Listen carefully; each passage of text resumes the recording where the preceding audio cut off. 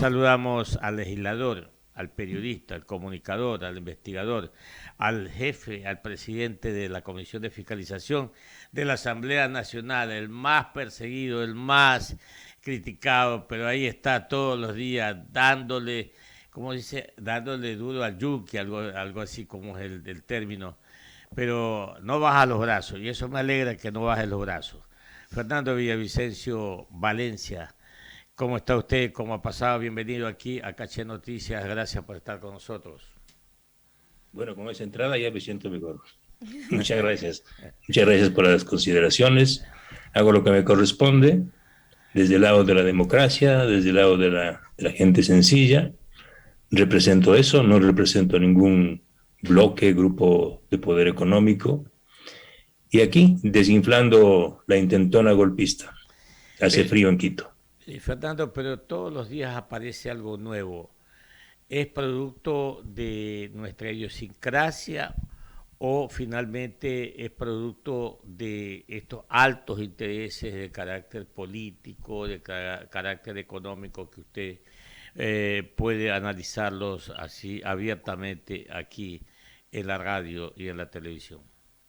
Bueno, que sucedan hechos en la política, en la economía todos los días es parte de la normalidad, pero que sucedan estos hechos tremendamente extraordinarios como un golpe brutal, bárbaro, del que estamos saliendo y poder identificar actores que aparecen con un rostro democrático, pero que al final se les descubre que estaban en unas trafacías sin nombre. Me refiero a esta intentona golpista de la que estamos saliendo ahora. Esto jamás hemos visto como sociedad, como Estado ecuatoriano. No creo que hayan antecedentes en la historia del país de la forma tan bien planificada que se articuló esta estrategia para derrocar al presidente Guillermo Lazo. Y déjeme decirle a los amigos y amigas que me escuchan, uno puede estar en desacuerdo. Obviamente, yo sé que lo que está haciendo el gobierno del presidente Lazo no es lo mejor. Tiene gravísimos errores, ha incumplido su plan de gobierno en este año, pero de ahí a dar un salto criminal, terrorista para echarlo abajo, para destituirle primero, la intentona fue a través de una acción insurreccional y terrorista, y la segunda fue a través de este golpe bonapartista democrático de sacarlo a través del Congreso Nacional, a través de la Asamblea, que no lo pudieron. Y hasta el día de hoy, esperemos que hoy en la mesa de negociaciones con mediación de la Iglesia Católica, de la Conferencia Episcopal, se logre poner el fin a este paro. O sea, cerrar carreteras, impedir el paso de alimentos, de medicinas, tomarse instalaciones petrolíferas. Anoche se tomaron las antenas repetidoras de televisión, radio y telecomunicaciones de la provincia de Tungurahua, afectando no solo a Tungurahua, sino al centro del país. Envenenar tanques de almacenamiento de agua en Tungurahua, en Ambato, como lo hicieron, que está confirmado, con hidrocarburos, haber incendiado, quemado cuarteles policiales en el Puyo, todo un cuartel devastado. Aquí en Quito, cerca de mi casa, quemaron un cuartel, el UPC de Calderón. O sea, realmente nosotros en Quito, una sociedad, una ciudad tomada, las familias con miedo en sus casas. Aquí hemos visto cómo ingresan a los domicilios hombres armados, violentos, a, a destruir todo. O sea, una actitud terrible. Esto no nace de la espontaneidad de ninguna organización. Esta fue una acción preparada. Y para cerrar este círculo fatal, eh, una operación de un delito evidente, un delito, un ataque informático, la noche de las votaciones, intentando quebrar la voluntad de los legisladores para sumar sus 92 votos y destituir al presidente. Reitero, esto nunca en la historia de este país hemos visto y tampoco puede quedar esto en la impunidad. Esto tiene, por eso yo he presentado ya varias acciones a la Fiscalía General del Estado para que se lleven adelante las investigaciones y se sancione a los responsables frente a estas acciones de terrorismo. Bueno, pero hay una situación que nosotros debemos de anotar y considerar, y usted que es una autoridad dentro de la legislatura, Fernando, y conoce bien al país. Nosotros tenemos hoy una estructura delictiva que ha ido avanzando, avanzando, avanzando. Una estructura de corrupción que ha ido avanzando, avanzando, avanzando.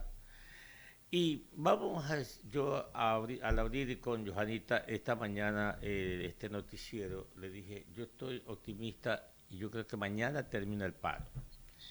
Y mañana termina el paro, pero ¿qué pasa con la estructura social del país, Fernando? Porque ya tuvimos en octubre del 2019 un problema. Lo hemos tenido ahora en junio del 2022. Y en el 2023, el 2024 vienen los mismos problemas. ¿Cómo resolver la estructura social del país, Fernando? Una cosa son las estructuras organizacionales, como en este caso la Confederación de Nacionalidades Indígenas y otros movimientos sociales, que en la historia de este país han levantado importantes luchas para reivindicar derechos. El movimiento indígena nace hace 40 años como organización con la Confederación de Nacionalidades Indígenas, y yo mismo desde muy jovencito he acompañado esas luchas por un Estado plurinacional. Son pueblos y nacionalidades postergadas por más de 500 años, y temas muy puntuales como el acceso a la tierra, la defensa de sus territorios, la defensa del agua, son demandas absolutamente justas. Y recuerde usted que en la década de los 80 y los 90, yo mismo muy jovencito, fui parte, tanto como periodista, de la cobertura de estas jornadas históricas, pero jamás el movimiento indígena en marchas enormes de la Amazonía a Quito, en el 90, por ejemplo, jamás pudimos advertir los niveles de violencia que hoy hemos visto en las calles de las principales ciudades y en el campo. El ataque a un convoy militar con armas de fuego es una acción de terrorismo. Esto jamás el movimiento indígena lo hizo antes. Incluso en los derrocamientos de 3 presidentes en los que participó el movimiento indígena, nunca se presentaron estos hechos violentos y criminales. Este movimiento que estamos todavía soportando, y el de octubre del 2019, tienen particularidades. Y esto todo deja a la luz que aquí hay una mano o varias manos ocultas, ahora ya estamos descubriendo quiénes son, que prepararon y financiaron estas acciones terroristas, apropiándose de una justa movilización indígena. El hecho que estamos viendo de brigadas en Quito, en los barrios, armados, con fusiles, con escopetas, con pistolas y con armas artesanales, pero fabricadas en talleres mecánicos para destruir la propiedad privada, para matar, porque uno saca eso a la calle para matar. Esto no hemos visto antes. O la acción deliberada de tomarse unos tanques de agua en Ambato y poner hidrocarburos. Esta es una acción criminal, está orientada a afectar a toda una ciudad. Esto es gravísimo. ¿Quién está atrás de esto? Pues no vamos a pensar nosotros que la organización indígena, que los líderes campesinos e indígenas, que en su gran mayoría viven en condiciones de pobreza, incluso algunos de pobreza extrema, tienen primero un cerebro tan dañado para organizar estas operaciones criminales. No, aquí hay fuerzas coludidas a nivel internacional. Yo lo dije un día por primera vez, tal vez en historia de este Parlamento, advertí que estaban atrás los carteles del narcotráfico coludidos con otras estructuras delictivas. Y cuando se presenta esta acción policial, este golpe durísimo a uno de los líderes del cartel Jalisco Nueva Generación, me identifico al tipo, es Leandro Norero Tigua. Cuando le apresan a Leandro Norero en esta mansión en Riberas del Batán, es que se puede visibilizar estos hilos comunicantes del narcotráfico con otras estructuras delictivas. Esta propiedad era de uno de los buscados por la justicia, Javier Jordán Mendoza, acusado de haber liderado una estructura delictiva criminal de corrupción en la red hospitalaria de la Seguridad Social y del Ministerio de Salud Pública. Este señor y su grupo tienen más de 57 expedientes penales abiertos en su contra y una orden de captura. Este señor es prácticamente un virrey vive en la ciudad de Miami y justamente en una de sus mansiones es que identificamos esta alberca, esta piscina, donde aparecen estos señores todos gordos y llenos de felicidad, que ahora se los conoce como la banda de los tetones. Bueno, así les dicen, y la población siempre tiene esa chispa para actuar a tiempo. Estas organizaciones son las que están atrás de esta paralización brutal.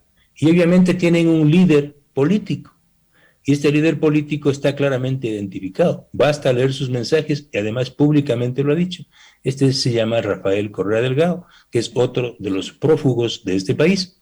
Si usted escucha al ministro de Defensa, al ministro del Interior y al propio presidente Guillermo Lasso, coinciden con esta alerta que yo emití en el Parlamento hace 2 meses, más de 2 meses, que se venía una arremetida feroz por parte de los carteles del narcotráfico, coludidos, ¿sí? Eh, hermanados con estas otras estructuras delictivas que intentan derrocar a este gobierno, poner un gobierno cercano a ellos que les permita generar impunidad, tapar todos sus delitos y continuar con sus trafacías en el país. Así muy rápido le debo explicar esto, y esto está documentado porque la policía tiene información y no todo lo ha revelado ya, pero tiene información y obviamente inteligencia militar y el propio presidente Guillermo Lazo.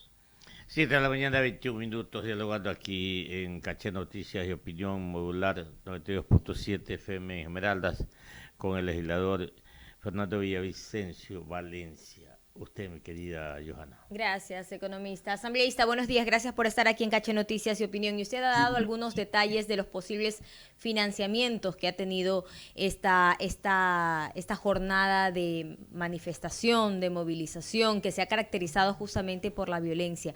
Pero le pregunto, ¿habría también financiamiento público de gobiernos seccionales en esta jornada de manifestación?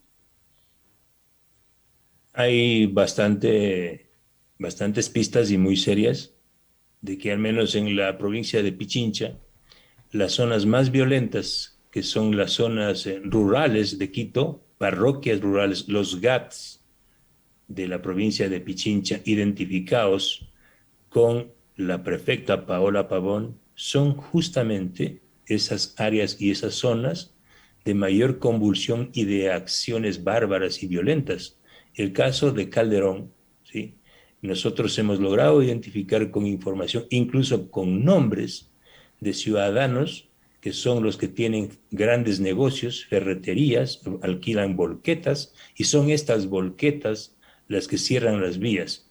Y fue aquí justamente en Calderón, donde hace pocas horas incendiaron todo el UPC, el cuartel policial. Y también el Ministerio del Interior ha identificado que en barrios como Carapungo, que está cerca a Calderón, y en la entrada sur de Quito, en Cutuclagua, existirían brazos y células terroristas, ¿sí? Armadas, vinculadas a los CDRs, que son estos círculos de la Revolución Ciudadana, muy parecidos, ha dicho el ministro, a estas organizaciones criminales que operan en Venezuela durante el chavismo. Esta información también es importante. Hay participaciones, por ejemplo, del viceprefecto de la provincia de Pichincha, que es hijo del dueño de uno de los bancos en los que el correísmo maneja recursos económicos. Me refiero al Banco de Desarrollo de los Pueblos. Fue justamente en este banco donde abrieron ellos una cuenta bancaria para manejar el crowdfunding en la campaña de Andrés Arauz. Y es en este banco donde el correísmo tiene sus cuentas principales e incluso han recibido dinero de aportes de Venezuela. Esto en el año 2017, 18 hasta el 2019. Esta es la información que se está procesando, no es una información final, pero se puede advertir que hay una participación directa de la prefectura de Pichincha. Y esto es gravísimo, ¿por Pero, qué? y en el caso justamente, en ese caso particular, de que es dinero público, que es el dinero de los ecuatorianos, en ese caso, ¿cómo servía para financiar? ¿Se alquilaban con ese dinero público las volquetas para el cierre de las vías? ¿Se pagaba a los manifestantes? ¿Qué es lo que se sabe de eso?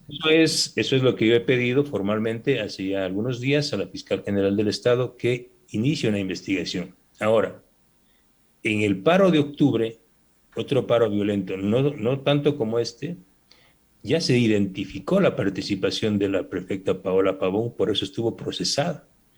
Y gracias a la amnistía de la Asamblea Nacional es que estos presuntos delitos fueron perdonados y no perdonados, fueron olvidados. Y hay suficiente información que no fue revelada todavía porque estaba bajo reserva en ese proceso en contra de Paola Pavón, donde ya se alertaba de los mecanismos que utilizaba la prefectura para poder utilizar recursos públicos que usted dice, en efecto, y ser parte de este bloqueo criminal en contra de la ciudad de Quito.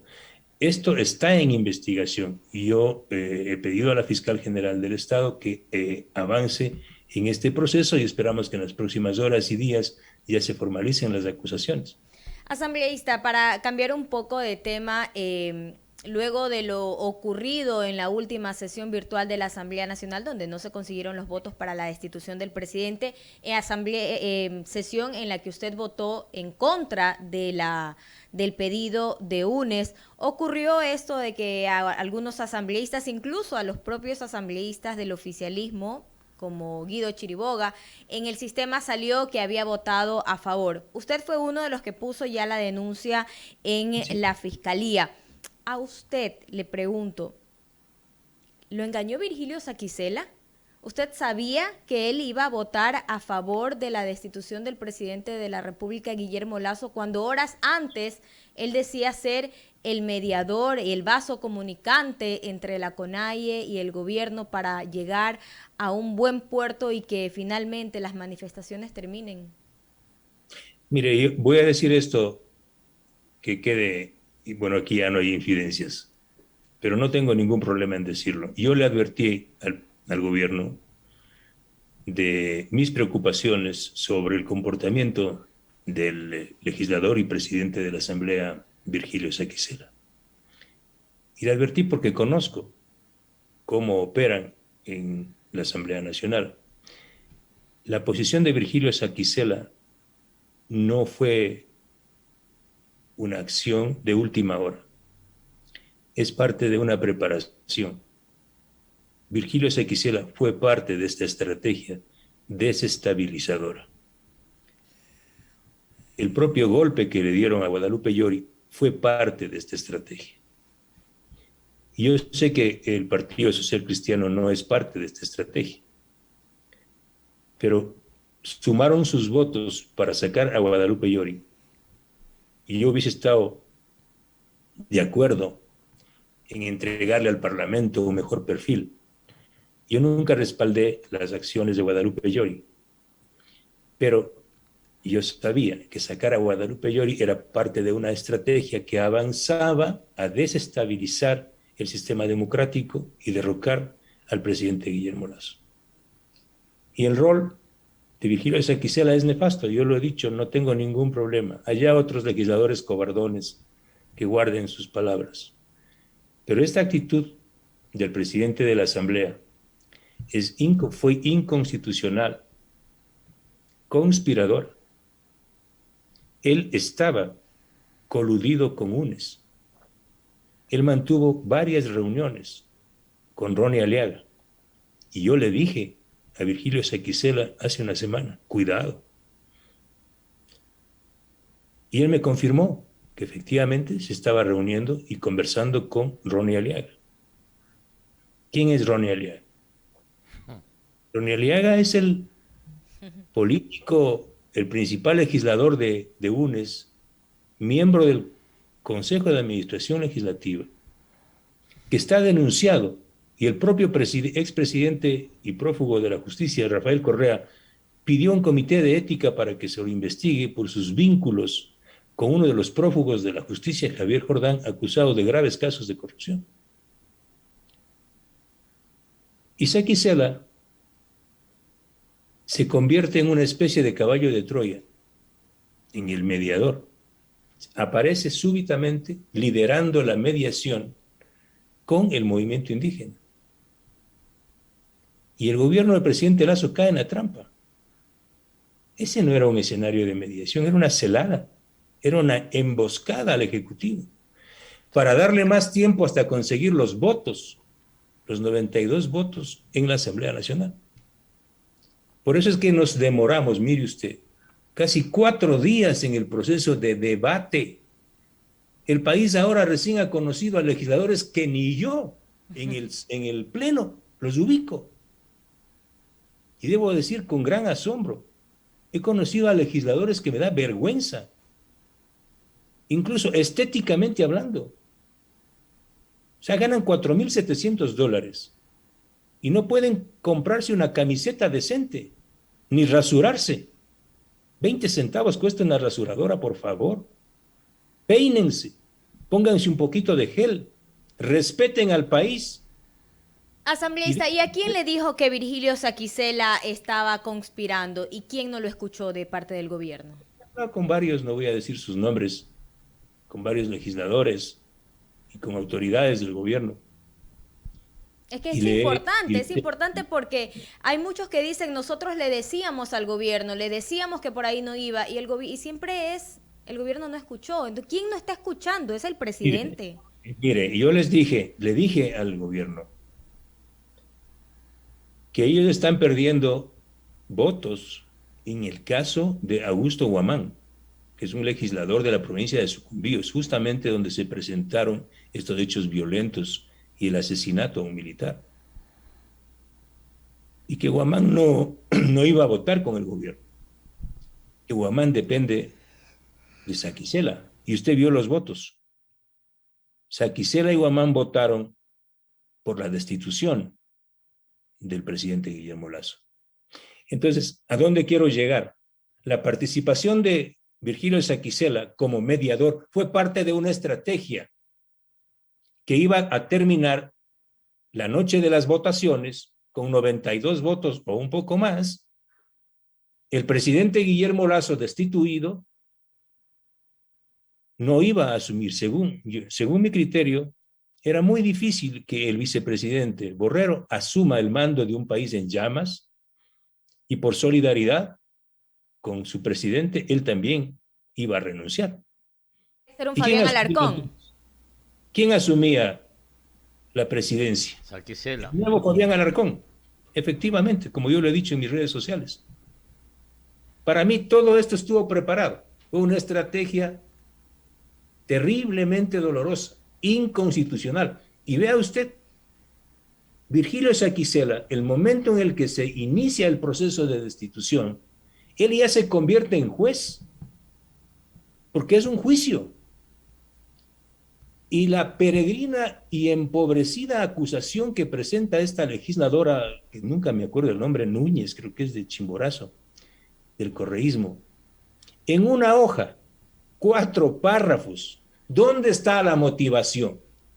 ¿Dónde estaban las pruebas que configuraban los presuntos delitos políticos del presidente Guillermo Lasso? Me refiero, ¿dónde estaba la evidencia que presentaron en 4 párrafos de la grave conmoción social y la conmoción política? No presentaron una sola evidencia. Al final del camino, ya para votar, contrataron algunos abogados para que construyan una narrativa y una relación de hechos con los que supuestamente ellos pretendían señalar e identificar la conmoción social y política, pero ya para votar. Es decir, el presidente de la legislatura permitió entrar a debate sin ninguna prueba, es decir, no teníamos que debatir. Y luego permitió que 109 legisladores hablen cualquier cosa. De los 109, apenas 5 intervenciones puedo destacar. El resto me da vergüenza, como lo dije en mi intervención. Personas que leen papelitos que les dan escribiendo otros que tampoco entienden nada de este país. Por eso he pedido que deberíamos volver a lo que es un parlamento. Los legisladores, mal o bien, tenemos que levantar nuestra voz y articular y sentir las palabras que decimos y no a leer papelitos que al país le cuestan $20,000 mensuales, es el costo de un legislador, incluyendo 2 asesores y 2 asistentes. y no hay derecho en este país para botar la plata en una alcantarilla, porque eso es lo que pasa con la mayoría de legisladores. Coincido plenamente con usted en sus conceptos, legislador Fernando Villavicencio. Es más, coincido también con esta idea suya de ir a una consulta popular, bajar el número de legisladores, quitar al Consejo de Participación Ciudadana. Hay que hacer muchísimas cosas. Lo importante acá es identificar si podemos o no hacerlo, si hay el ambiente o no hay el ambiente, pero que lo queremos hacer, lo queremos hacer. Vamos y sigamos luchando a fin de que algún día tengamos los cambios que necesita este país. Mi estimado licenciado Fernando Villavicencio. Y solamente para concluir, porque la pregunta de Joana iba hacia allá, entonces no solo se presentó o se presentaron hechos repudiables como el acoso y el amedrentamiento a varios legisladores. Las casas de al menos 5 legisladores en provincias estaban siendo sitiadas y acosadas por militantes del correísmo y de Pachacuti para doblegar el voto, quebrar el voto y la voluntad de los legisladores para que apoyen la destitución del presidente Guillermo Lasso. Este es un delito. Por eso le pedí a la fiscal que investigue estas acciones y ya la fiscalía abrió una indagación previa.